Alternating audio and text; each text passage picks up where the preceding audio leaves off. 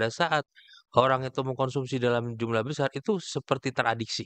Kadang-kadang orang ketika bersentuhan dengan tenaga kesehatan, takut disuntik gitu. Ini itu sudah sebanyak apa kira-kira yang sudah melakukan cuci darah?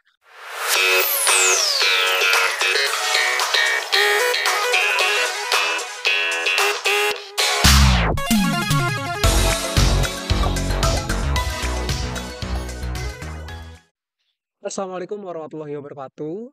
Halo, Vibes Podcast listeners. Selamat datang kembali di Vibes Podcast yang akan menemani kalian semua dengan obrolan seru, inspiratif, dan pastinya penuh vibes positif. Aku Raffi sebagai host yang akan menemani kalian pada podcast hari ini. Kita bakal bahas salah satu penyakit yang sering dianggap remeh, padahal dampaknya bisa luar biasa kalau tidak ditangani dengan baik, yaitu penyakit tidak menular. Nah, teman-teman, sebelum masuk ke podcast kali ini, acara pada hari ini kita disponsori oleh PDAM Perumda Kota Bogor, Polresta Kota Bogor, dan Bank Amanah Wika Bogor. Sebelum masuk ke materi, sebelumnya aku mau perkenalkan narasumber kita yang sudah hadir di tengah-tengah kita pada hari ini. Yang pertama yaitu ada Dr. Alex Andika Jamal, MKes dari Rumah Sakit Islam Bogor. Selamat pagi, dokter. Selamat pagi Selamat juga. pagi. Gimana kabarnya, dokter? Baik. Alhamdulillah baik. Alhamdulillah. Untuk narasumber yang kedua ada Ibu Ria Aprianti, SKM MKM dari Dinas Kesehatan Kota Bogor. Selamat pagi, Ibu. Pagi. Pagi. Oke, gimana kabar Ibu? Sehat? Alhamdulillah Alhamdulillah. sehat. Lancar perjalanan Ibu? Iya, lumayan. Sabtu Alhamdulillah. soalnya ya. Oke. Baik teman-teman, untuk pembahasan yang pertama, kita dimulai dari narasumber yang pertama dari Dr. Alex tersendiri mengenai penyakit tidak menular. Sebelum itu, Dok, saya mau tahu dong, gimana sih menurut pandangan dari Dr. Alex sendiri, apa itu penyakit tidak menular? Ya, penyakit tidak menular itu biasanya disebutnya juga penyakit degeneratif ya, karena bukan ada kayak virus atau kuman sebagai sumber penularannya. Sebagai contoh misalnya kayak penyakit hipertensi, diabetes, jantung. Nah, itu penyakit yang tidak ada sumber dari luarnya seperti virus atau bakteri atau parasit gitu ya. Jadi bisa ditimbulkan karena gaya hidup gitu ya. Terutama kayak misalnya DM, diabetes itu dulu muncul pada orang-orang di atas 40 tahun atau 50 tahun. Tapi seiring dengan berkembangnya zaman nih, apalagi banyak-banyak apa minuman kayak maaf menyebut merek ya, yang Iya, kayak gitu ya. Banyak-banyak minuman yang kayak gitu. Nah, itu akhirnya penyakit diabetes yang tadinya awalnya diderita pada orang yang usia lanjut karena diabetes itu ada 2 tipe, yang satu itu insulin dependent, yang kedua juga non insulin dependent. Nah, yang tipe 2 ini akhirnya muncul di usia-usia muda karena banyak ya itu tadi banyak F&B yang mengkonsumsi gula itu dalam jumlah besar gitu, dan pada saat orang itu mengkonsumsi dalam jumlah besar itu seperti teradiksi.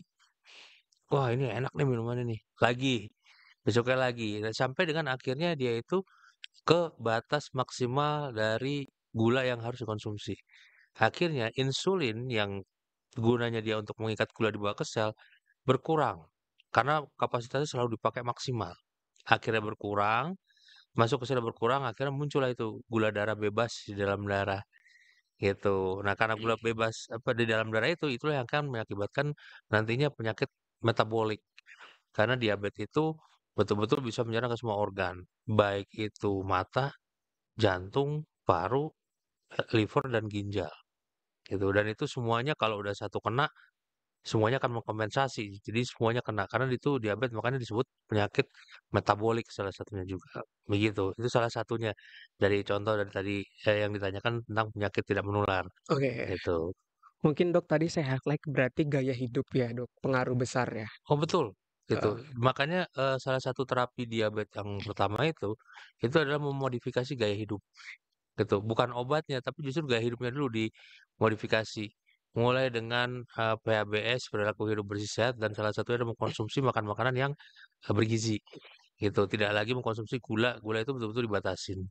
Dan untuk penderita diabetes pun, itu pun ada yang namanya diet DM, gitu. Diet khusus diabetes.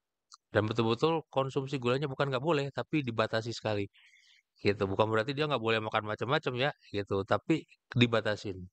Pagi itu kalau misalnya mau makan nasi misalnya dia hanya boleh seperempat gelas untuk nasinya, gitu. Lalu kalau misalnya untuk minum manis dibatasin, karena betul-betul kalau misalnya kita nanti berlebih, ya dia betul penyakit metabolik apapun bisa terjadi, gitu.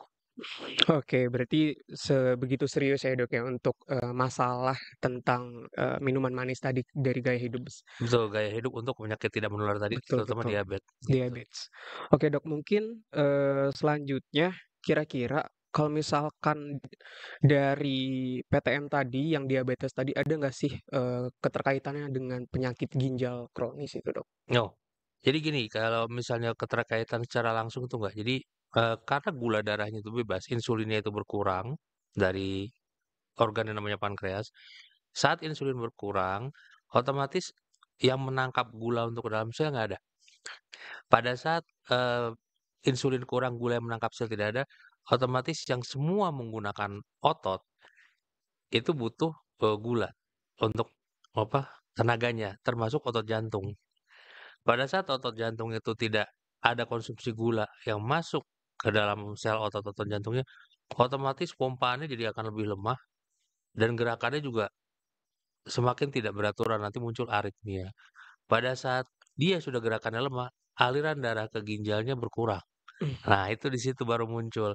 Pada saat aliran darah ke ginjal berkurang, mulailah ginjal tuh mengeluarkan yang namanya renin. Renin itu ada di atasnya dari ginjal, gitu. Dia mengeluarkan renin, reninnya itu nanti ke paru-paru, mengeluarkan angiotensin namanya, untuk membuat, pembuluh darahnya itu menjadi mengecil, supaya aliran darahnya masuk ke ginjal. Dan kalau itu kejadian itu berlangsung terus-menerus, otomatis ginjalnya pun akan capek, gitu. Nah, itulah yang menyebabkan penyakit, pada ginjal. Ginjalnya fungsinya menurun, pada saat ginjal fungsi menurun, makanya gejala yang bisa ditemuin salah satunya dia tensi selalu tinggi. Itu, karena tidak dapat, mmm, darah dari jantung ke yang seluruh tubuh untuk masuk ke aliran ginjal itu, kurang. Ibaratnya gini, keran kalau misalnya alirannya itu besar, dia pasti akan mancurnya lebih jauh. Tapi pada saat dia aliran kecil, untuk supaya lebih jauh akan ditekan kan. Nah, fungsinya ginjal salah satunya untuk menekan dari selang itu supaya aliran darahnya masuk ke dalam, ginjal, oke gitu. Jadi kalau misalnya itu berlangsung menahun, otomatis akan merusak fungsi ginjalnya sendiri, oke. gitu. Pengalaman saya ya, Dok, ya, yang saya ketahui itu orang-orang tuh tahu kena ginjal tuh pas udah parah itu, Dok. Itu kira-kira kenapa? Kira-kira pas proses, sampai separah itu kita tidak mengetahui atau bagaimana itu, Dok, kira-kira? Karena kalau misalnya penyakit namanya penyakit degeneratif ya, penyakit tidak Mhm, menular itu kan penyakit degeneratif. Itu memang berbeda sama penyakit yang, menular kayak misalnya, kayak tifoid, influenza gitu, atau bahkan Covid. Karena kalau itu gejalanya langsung gitu, langsung ada penyebabnya, virus, kuman, ataupun parasit, langsung dia menyerang tubuh. Ibaratnya ada dari luar yang menyerang tubuh, kalau ini dari dalam gitu. Kebanyakan tidak disadarin karena, itu menahun. Jadi kalau misalnya mau kena gagal ginjal itu bukan tiba-tiba, "Hari ini saya makan banyak nih, besok gagal ginjal." Enggak oh, kayak gitu, gitu. Jadi prosesnya menahun. Tiba-tiba nanti kakinya terasa bengkak, gitu ya, jalannya udah mulai capek, kencingnya sudah mulai berkurang, gitu, mudah lelah, kayak gitu. Karena salah satu, apa, ginjal juga kan berhubungan sama, nanti testosteron juga di prostatnya, oke. itu udah mulai berkurang. Tuh, termasuk nanti kalau misalnya itu dipengaruhi oleh diabetes juga, udah ginjal, diabetes juga, otomatis kemampuan untuk, ininya berkurang juga, kayak misalnya ereksi dia berkurang, jadi bisa, impoten, Oh, gitu. berarti, ginjal kronis tuh impact-nya nggak dirasakan secara langsung ya, Dok, ya? Betul, Ada itu proses tahunan dia nanti. tahunan? Betul, Oke. orang nggak mungkin ngerasain nggak kayak makan cabe, Mmm, gitu. Penyakit gagal ginjal tuh nggak kayak makan cabe begitu makan pedes itu enggak, gitu, nanti dia kronis. Makanya penyakit gagal ginjal rata-rata apa, pada usia-usia udah mulai lanjut, oh, gitu. Dan itu juga kalau misalnya ditarik ke belakang, mereka itu pola hidupnya tadi, tuh ada yang suka ngerokok, ngerokoknya mungkin tahunan. Jadi semua penyakit-penyakit degeneratif itu dimulai dari pola hidupnya dia sendiri bagaimana, gitu. berarti, ada hubungannya ya, Dok, ya, ketika orang sudah mengalami gagal ginjal, terus yang harus dia lakukan berarti diubah dari yang mungkin sederhana dari pola hidup tadi ya, Dok, ya? terus juga mungkin pengobatan yang sudah usia lanjut, bukan begitu, Dok? Kalau misalnya kita ngomongin gagal ginjal, kita harus tahu dulu, bagaimana fungsi ginjal itu sendiri. Oke. Biasanya kalau misalnya nanti periksa ke dokter spesialis, dia akan meriksa namanya glomerular filtration rate, gitu. Seberapa besar kemampuan ginjal untuk memfilter darah untuk mengeluarkan ke urin, untuk mengeluarkan urin. Nah, jadi bayangannya gini, kalau gagal ginjal, pada saat ginjal itu rusak, dia itu harus mengeluarkan urin, Ya, urinnya nggak keluar dan muter dalam badan. oke. Minum urin aja nggak mau kan? Nggak Nah, itu. nggak mau dong, Dok. Kalau minum urin aja nggak mau, bayangin urinnya masih muter dalam badan. Oh, Sementara itu harus keluar, gitu. Kira-kira gitu. Iya. oke. Mungkin tadi, secara singkat ya obrolannya mengenai, ginjal termasuk tadi tentang penyakit tidak menular juga ya, Dok, ya. Mungkin sekarang saya mau beralih ke Ibu Ria, Ibu. Ibu sudah Oke. siap mau saya tanya-tanya, Ibu? Aduh, siap, Ini Pak. banyak pertanyaan dari teman-teman yang sudah disiapkan nih, Ibu, kira-kira. Mhm, Mungkin nanti Ibu boleh dijawab dengan data yang sudah ada atau bagaimana mhm, itu, bagaimana penjelasan Ibu aja, Ibu. mhm. Mungkin, sebelum masuk ke topik yang intinya, dari Ibu sendiri mengenai penyakit tidak menular, itu apa sih, Bu, yang sedang dialami sekarang, yang sudah dimasuk datanya itu di Dinkes Kota Bogor itu sendiri itu bagaimana Oke, mengenai PTM? ya, seperti yang tadi sudah disampaikan sama Dokter Alek ya, bahwa penyakit tidak menular itu bukan seperti makan cabe ya. Jadi, apa namanya, hari ini kita pola hidupnya nggak bener, terus besok udah langsung sakit gitu. Jadi ini ada penyakit tidak menular itu terjadi akibat, 10 tahun mungkin ya, Dok, ya, kita bisa katakan Ya. 10 tahun terkait, pola hidup kita ke belakang, 5 atau 10 tahun terkait hidup kita belakang. Jadi, ketika kita misalnya terdiagnosa pada saat ini, ya kita tinggal ngerefleksi diri saja bahwa 5 tahun, 10 tahun kita kemarin tuh kayak gimana ya gitu pola hidupnya. Nah, terkait hal ini di Kementerian Kesehatan kita itu, apa namanya, karena memang, kejadian penyakit tidak menular ini tidak serta-merta mendadak begitu saja, pada akhirnya berarti kita pola pikir kita nih yang harus kita sama-sama apa namanya, disamakan gitu ya bahwa, oh oke pola pola hidup nih yang mau di-highlight. Artinya pola hidup kita dari mulai kita lahir, ya kan, dari mulai kita lahir sampai kita dewasa itu sudah kita namakan dengan pola hidup. Nah, dari hal semua itu yang diperlukan, sangat diperlukan sekali adalah, apa namanya, selain pola hidup, yaitu adalah deteksi dini gitu ya, screening atau kalau sekarang lagi tren nih PKG ya, mungkin teman-teman semuanya juga lagi bertanya-tanya, PKG atau CKG itu apa sih gitu kan ya, kita nggak apa-apa bahas sedikit-sedikit sini ya. Nah, di mana screening atau deteksi dini itu kenapa diperlukan? Nah, tadi seperti yang Dokter Alex sampaikan atau, Mas Arief sampaikan bahwa, kok kayaknya kadang-kadang penyakit itu ketahuannya kalau udah parah ya, gitu kan ya. Nah, itu karena, apa namanya, kesadaran dari deteksi dininya itu kurang di masyarakat kita. Ya mudah-mudahan dengan adanya podcast ini sama teman-teman, apa, dari unsur kesehatan dan memang upaya promosi kesehatan itu nggak cuman adanya di teman-teman apa, dinas kesehatan, puskesmas, ataupun rumah sakit, bukan. Tetapi semua unsur, baik dari, apa namanya, unsur pendidikan maupun sampai ke unsur, apa namanya, pemerintahan daerah paling terkecil yaitu RT, RW ya, sampai ke kader. Itu bahkan kita pun punya tanggung jawab di keluarga kita sendiri gitu ya untuk melakukan kesadaran ini. Lalu screening apa sih yang dimaksudkan ini gitu ya. Screening ini, kita kalau di Kota Bogor atau semuanya sebetulnya di Kementerian Kesehatan itu deteksi dini itu sudah dilakukan sejak usia sekolah ya. Jadi di, apa, di sekolah-sekolah dari mulai sekolah dasar, SMP, SMA gitu ya. Bahkan kita sudah kerjasama dengan UIKA waktu tahun kemarin alhamdulillah 2024 kita melakukan deteksi dini secara besar-besaran lah di sini gitu ya. Jadi itu bisa dilakukan melalui proses-proses kalau di sekolah SD, SMP, SMA itu namanya penjaringan. Kalau misalnya di, puskesmas, posyandu, segala macam, itu pun bisa, atau di beberapa kegiatan event-event-nya. Nah, deteksi di sini nggak harus kadang-kadang orang ketika bersentuhan dengan tenaga kesehatan, takut disuntik gitu ya, kayak waktu Covid gitu. Betul betul. Bukan disuntik, justru kalau deteksi dini ini kita melakukan minimal adalah screening dasar, ada proses wawancara dengan beberapa tools yang memang sudah menjadi, guidance-nya screening oleh oleh Kementerian Kesehatan. Di mana misalnya wawancaranya terkait sebetulnya simpel, tapi ketika kita mengetahui ada beberapa pertanyaan contoh misalnya, apakah, keluarga ataukah adakah keluarga Bapak atau Ibu atau adik yang, memiliki penyakit tidak menular atau hipertensi atau DMK? Misalnya pertanyaannya iya, ya berarti itu merupakan sebuah warning ya, Dok, ya. Betul Karena penyakit betul. tidak menular juga, ada unsur genetiknya ya, Iya menurun.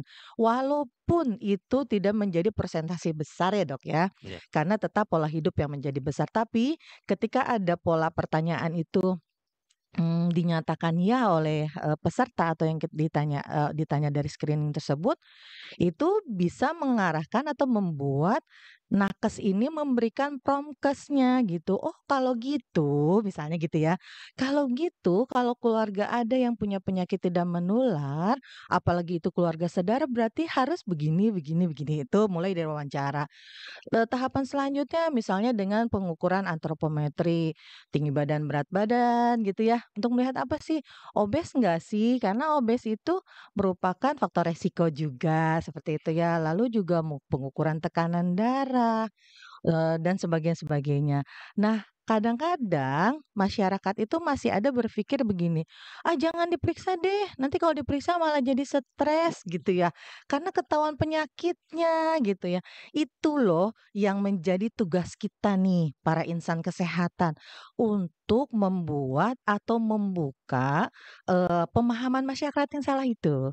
Karena ini masyarakat semuanya nih yang pendengar, ketika pasien atau peserta atau masyarakat yang diketahui PTM-nya sudah lanjut, itu menjadi beban pembiayaan negara, gitu ya. Karena kan pastinya pembiayaan negara juga melalui BPJS-nya itu jadi lebih mahal, betul ya, Dok, ya? Betul sekali. Iya, padahal itu kalau diketahui lebih awal, cukup dengan perubahan pola hidup, minum obat yang sesuai dengan apa yang diarahkan sama dokter, kontrol, jadi lebih murah gitu.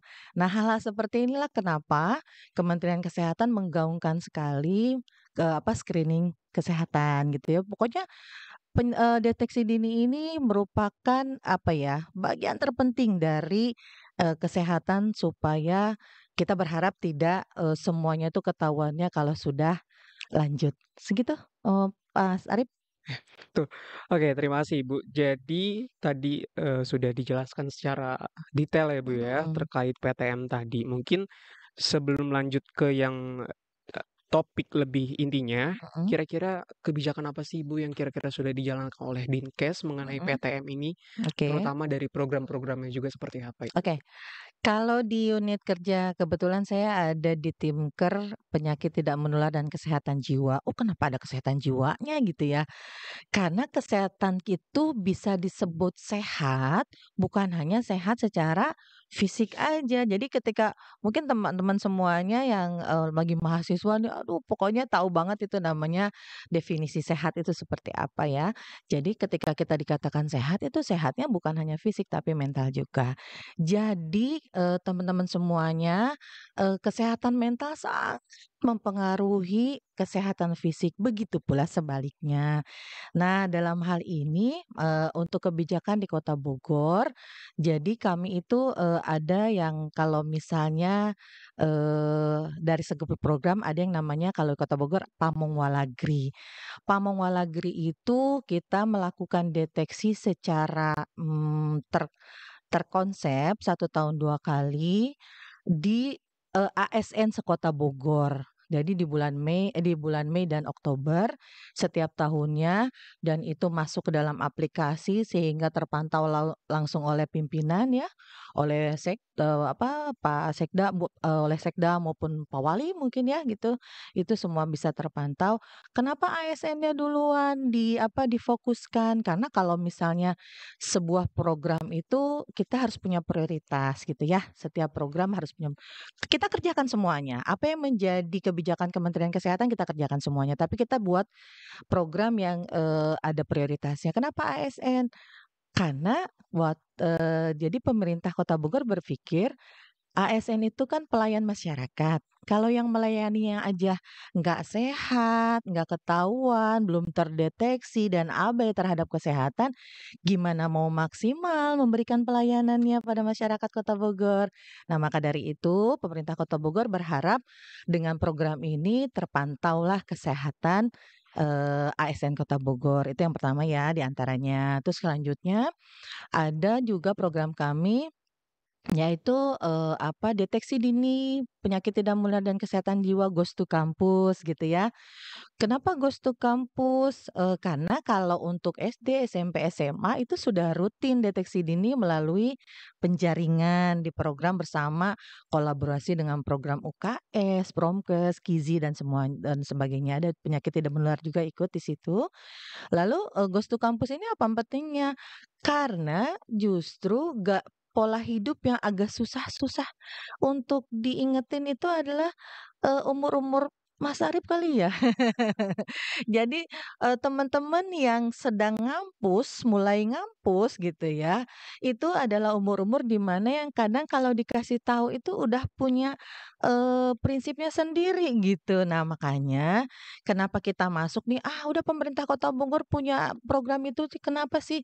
Karena itu gitu ya, kita berharap teman-teman yang sedang memulai dengan pola pikirnya yang menuju dewasa ini bisa menjadi agent of change juga gitu buat kami, juga bisa menjadi influencer juga buat rekan-rekannya, masyarakatnya, yang kadang-kadang teman-teman kan lebih kreatif nih gitu dalam hal memberikan promosi kesehatan pada Betul, masyarakat. betul sekali. Juga banyak lain program-program lainnya Mas Arif gitu. Iya, oke, terima kasih Ibu. Mungkin tadi sekilas dulu ya Bu Mhm. mengenai kebijakan dan program yang sudah diterapkan sama Dinas Kesehatan, terutama di kampus kita tersendiri yang sudah Ibu Ya, jalankan kemarin di tahun lalu, Ibu. betul. Mungkin ini pertanyaan dari tim kita yang sudah Mhm. siapkan, Mhm. itu mengenai cuci darah yang Mhm. sedang tren di Indonesia nih, Ibu. Mhm. Menurut Ibu sendiri, gimana sih tren kasus ini di Indonesia di kalangan anak muda khususnya itu yang sudah terjadi? Oke,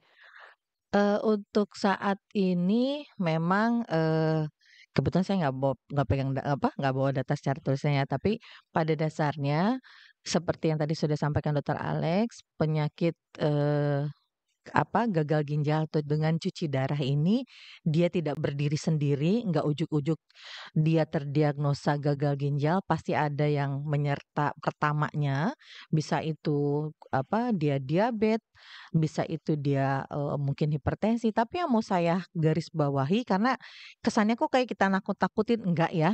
Yang harus digarisbawahi adalah semua itu kalau dalam kondisi tidak terkontrol, betul ya, Dok, ya? Betul. Nah itu, yang harus di-highlight adalah semua yang tadi disampaikan oleh Dokter Alex ketika itu tidak terkontrol. Apa sih yang disebutkan tidak terkontrol? Berobatnya nggak benar, ngobatin diri sendiri, ngeresepin sendiri, atau kebiasaan masyarakat kita beli obat sendiri karena udah tahu dokternya 10 bulan yang lalu pernah ngeresepin itu, misalnya gitu ya. Itu yang harus kita luruskan pemikiran masyarakat. Nah, dari hal-hal seperti itu namanya tidak terkontrol yang mengakibatkan potensi terjadinya gagal ginjal itu akan tinggi gitu ya. Nah, kalau untuk di Kota Bogor sendiri, cukup tinggi juga, cuman angkanya nanti sambil saya scroll-scroll Oke, ya, ya boleh. soalnya terlalu banyak yang harus diingat nih, Pak. Jadi untuk yang penyakit, gagal ginjal di Kota Bogor itu cukup, kalau bagi saya itu namanya angka 1, 2, dan 3 itu tetap tinggi karena seharusnya tidak ada gitu ya. Jadi ketika ada angkanya berarti tinggi, dan yang paling mengkhawatirkan sekali teman-teman sekarang sudah mulai dari, umur yang, boleh dibilang 40 tahun ke bawah sudah ada yang melakukan cuci Sudah. darah gitu ya. Jadi itu yang mungkin harus diperhatikan oleh kita semua. Walaupun layanan cuci darah di Kota Bogor ini banyak, tapi kan bukan berarti harus terisi ya, Oke. gitu. Bukan berarti harus ada yang datang ya, Dok, Iya ya, Baik baik. gitu. Tapi bahaya itu. iya makanya itu hanya sebuah, pelayanan, mempermudah pelayanan gitu ya, yang dilakukan oleh beberapa layanan kesehatan, tetapi ya mungkin pastinya diharapkan itu tidak terisi oleh siapapun gitu maksudnya, gitu Oke Mas Arief. oke. Mungkin, sedikit geser ke Dokter Alex ya, Dok. Ya. Jadi kan tadi dari Ibu Ria mungkin dari kondisi dari Dinkesnya tersendiri. Mungkin kalau dari Dokter Alex yang sudah, mungkin terjadi di rumah sakit Islam mengenai pasien-pasien yang sudah menerapkan cuci darah ini, itu seperti apa menurut Dokter Alex tersendiri? Iya, jadi bayanginnya gini Mas, ginjal itu organ yang kecil ya. Bayangin nih kita punya apa, organ yang diciptakan oleh Allah itu kecil tapi fungsinya itu besar. Dan kalau misalnya itu rusak, mesin penggantinya itu lebih tinggi daripada kamera ini. Dan itu fungsinya kita itu nanti ada alat nih yang masuk di kita, itu nanti ngeluarin darahnya. Jadi mesin itu narik darahnya, di situ dibersihkan lalu nanti dimasukkan kembali. Gitu, dan itu, prosesnya nggak enak, gitu, prosesnya betul-betul nggak enak dan betul-betul orang dalam keadaan gagal ginjal yang mau di hemodialisa itu harus dalam kondisi fit, gitu. Oke. Dan bayangkan ya, dia sudah punya gagal ginjal, tapi kalau misalnya nanti dia tiba-tiba mau di HD tapi ada penyakit lain, ya saya ambil contoh misalnya orang gagal ginjal rata-rata tensinya tinggi, terus HB-nya selalu rendah nih. Nah, itu dengan kondisi yang misalnya minimalnya HB-nya kalau misalnya mau di hemodialisa harus minimal 8 lah, gitu. Karena kalau misalnya nanti ditarik, itu akan kerja jantungnya jadi berat, bisa jadi nggak kuat, gitu. Karena darahnya kan ditarik nih, keluar, sementara jantungnya butuh, untuk mompa darah nih. Maka dari itu, betul-betul untuk orang yang melakukan hemodialisa, betul-betul posisinya itu nggak enak.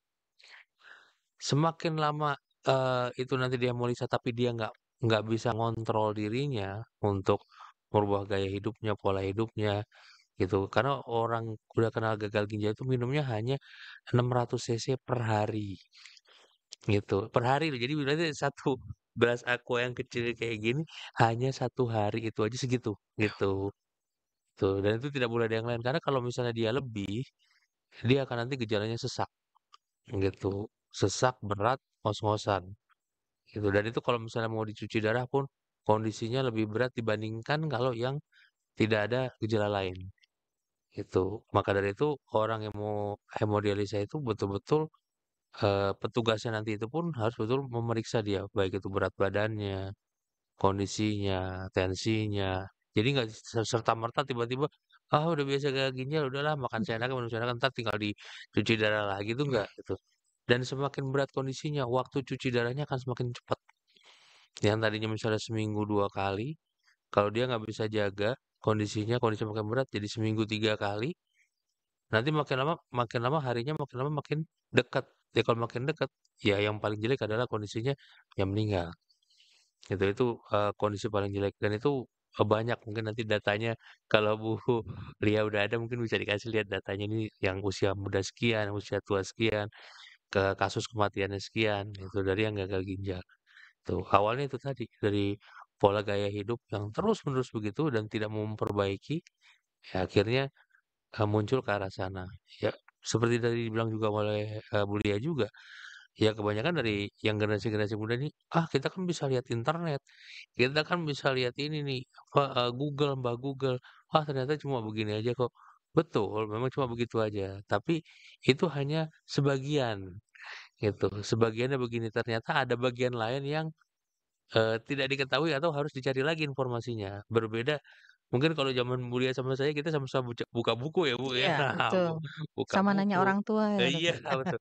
Kita buka buku, karena kalau di buku itu betul-betul dari A sampai Z-nya itu diberitahu, gitu. Tapi kalau di internet, apalagi hanya artikel, dia hanya sebagian, yang bisa jadi hanya seperempat, dari satu itu hanya seperempat. 3/4-nya lagi, nggak dikasih lihat atau nggak dimunculkan, karena yang pembuat artikel belum tentu tenaga kesehatan atau belum tentu orang yang ahli, gitu. Oke, Dok.